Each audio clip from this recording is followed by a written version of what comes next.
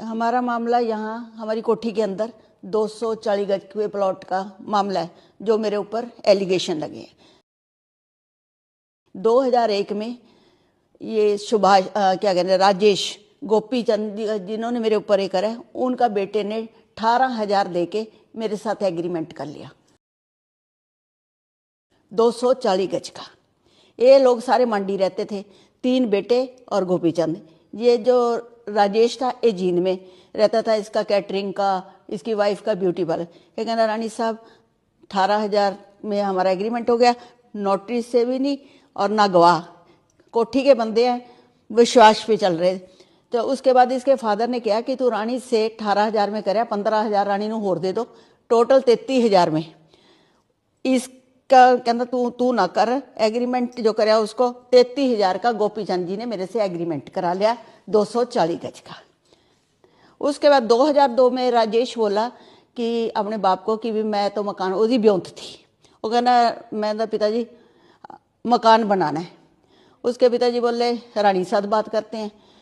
चारों भाइयों को 60-60 गज जमीन आती थी, जिसको गोपीचंद जी कह रहे हैं कि रानी ने किसी दूसरे के नाम रजिस्ट्री कर दी। राजेश ने 18,000 दिया, उसके पिताजी ने 15,000 रुपया दिया और 15,000 में 3 मकान भी बना लिए, रजिस्ट्री भी नहीं कराई। और राजेश ने क्या कहना रानी साहब मेरी रजिस्ट्री कर दो। मैंने गोपीराम जी को बुलाया, कहते जी कर दो। इसने 18,000 दे रखा है वर्बली, हमारी कोठी के बंदे हैं, हम आपसदारी में, मैं इनके ऊपर गरीबों पे क्यों हो करूँ। मैं कहा गोपीचंद जी आप नहीं करा रहे, कहते जी मेरे तीनों बेटे सेटल नहीं है और ना मैं स्टाम्प ड्यूटी भर सकता तीनों ने, आप राजेश की करा दो। इसने 90 गज की रजिस्ट्री मेरे से करवा ली, जिसको ये कह रहे हैं रानी ने दूसरे बंदे को बेच दी। रजिस्ट्री एक ही हुई है। गोपीचंद जी तो बिना रजिस्ट्री के 3 मकान बना लिए। एलिगेशन तो उनके ऊपर होना चाहिए कि बिना रजिस्ट्री के मकान बना लिए और 15,000 में। आप ये देखो आज क्या कीमत है, 15,000 में 3 मकान, तीनों बच्चों ने सेटल कर गया। रानी के ऊपर केस भी डाल दिया। केस क्यों डला? राजेश के साथ लड़ाइयाँ होती रही, कहना तू तो रानी के पास कोठी जाता, तेरी रजिस्ट्री कर। वो कहना मैंने स्टाम्प ड्यूटी भरी, जो स्टाम्प ड्यूटी भरेगा उसी की होगी ना। मैंने उसको भी पूछा, कहना जी मेरे बच्चे सेटल नहीं है, मैं नहीं रजिस्ट्रियाँ करवा सकता। उन्हें तीनों रजिस्ट्री नहीं कराई, कहना मकान बना गया। तीनों मकान की मैं फोटो खींच के भी दे सकती हूँ तीनों, और उससे रजिस्ट्री मांगो कि 3 मकान की रजिस्ट्री कहाँ तेरी। तो ये गोपीचंद ने अपने बेटे के नाम करवाई है? हाँ, गोपीचंद ने 4 बेटे थे ना, एक बेटे के नाम 90 गज की रजिस्ट्री मेरे से होगी, उसकी ब्योंत थी, वो कहना मैं भरूंगा स्टाम्प ड्यूटी। चारों का हिस्सा था ना। आरोप लगा रहा है किसी और के नाम। हाँ किसी और है। अपने बेटे को भी बेटा नहीं कह रहा, रानी को तो क्या कहेगा, अपने बेटे को भी बेटा नहीं कह रहा। और फिर उसने मकान बना लिया। मकान बनाने के बाद फिर इसकी दिमाग गया, कहना तू तो 90 गज ले गया। फिर वो कहना पिताजी आप क्या चाहते हो, कहना मैं, उसने बाद में बाथरूम बनवाया, कहना मैं ये तोड़ देता हूँ जी आपको कोई वो है 30 गज में, जो कहना मैं 30 गज जमीन छोड़ देता हूँ। फिर कहना ना तोड़ ना, सौदा कर ला 240 का, जाता तू मुझे पैसे दे दे या मैं तेरे को दे। इन्होंने पता नहीं 7 लाख से इनका फैमिली प्रॉब्लम, फिर दोनों चीज़ों से मुकर गया, कहना ना हम ले ना दे। फिर इनका झगड़ा चल गया। मेरे पीछे क्यों पड़ा कि रानी ने 90 गज की रजिस्ट्री राजेश के नाम क्यों कराई, मेरा एलिगेशन है। और रजिस्ट्री तो कराऊंगी जब 4 हिस्से हैं और इन्हें 18,000 दिया है, गोपीचंद जी ने 15, तो उसकी 90 गज की जायज़ बनती है रजिस्ट्री। और फिर गोपीचंद ऊपर भी आया मेरे पास, कहते जी इसकी कर दो एक। मैं कहा आप भी कराओ, कहने मेरा ब्योंत नहीं है। ये मेरा एलिगेशन है, मैंने बदनाम कर दिया जींद रियासत। मैं 33 में करोड़ों में ना करूं। 2001 में 33,000 में 240 गज का प्लाट देके उसके ऊपर को मेरे साथ 90 उसके किलियां दे बीच में कागज रख के मेरे साथ ठगियां हुई हैं। मैं तो वो नहीं बोली।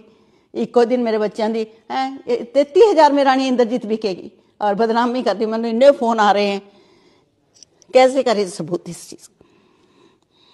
ये राजेश आपके पास काम करता है या मेरे को ये तो कैटरिंग का काम है।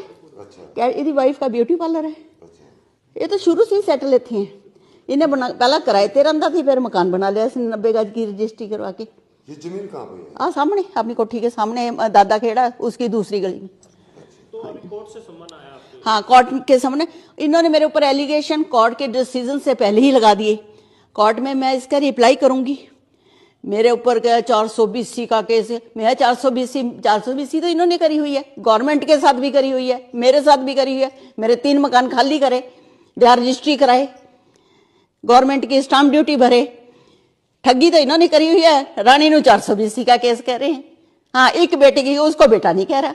सबसे बड़ी बात ज्यादा ये कहना कि रानी ने मेरे बेटे के नाम कहना 2-2 रजिस्टर 2-2 जगह बेच दिया। क्यों बेच दिया? एक ही जगह बिके। तो रानी जी, जैसे 24 साल से मामला चला हुआ था, तो पंचायती रूप से आपका नहीं, मेरा नहीं, मेरे साथ कोई लड़ाई नहीं थी।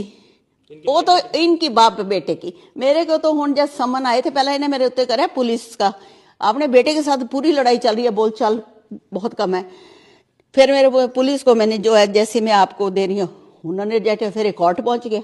कोर्ट पहुंच के कोर्ट एक बार जब समन कोर्ट में केस होता है, रिप्लाई तो मांगेंगे ना कि कोई एलिगेशन लगाया, उसकी रिप्लाई तो मुझे देनी पड़ेगी। ठीक है, उसमें कह दिया रानी नु ये कर दिया, रानी जमानत करे। पहला ये तो बोलो ना कि भी किसके ऊपर होएगी? हुमान हानि मेरे ऊपर, मेरे जींद रियासत के ऊपर। इतना बड़ा 33,000 का, 33 करोड़ 33 लाख कुछ तो कर देते। 33,000 का एलिगेशन लग रहा है, कितनी चीप बात है। क्या आप गोपीचंद और उसके परिवार के खिलाफ मानहानि का केस? बिल्कुल बनता। देखो, जब मेरी बेइज्जती हुई है ना जी, तो मेरे लोगों से इतने कमेंट्स आ रहे हैं अच्छे बुरे, तो मेरे को रिप्लाई तो करना पड़ेगा। मैं तो डालूंगी। मेरे जींद रियासत नु बदनाम 33,000 में कर रहे हैं। आप ये तो देखो ना, सोचने की बात है। 33 लाख होंदा, 33 करोड़ होंदा, मैं मान भी लेती कि रानी ने बहुत बड़ा कांड कर दिया। 33 और फिर बाप बेटे की लड़ाई, रानी 90 गज की रजिस्ट्री में घड़ीस लिया, और उसको भी अपना बेटा नहीं कह रहे। मेन बात तो है, उसको अन्य आदमी कौन है? रजिस्ट्रियां दिखाते रही 3, तू मकान कैसे बना गया?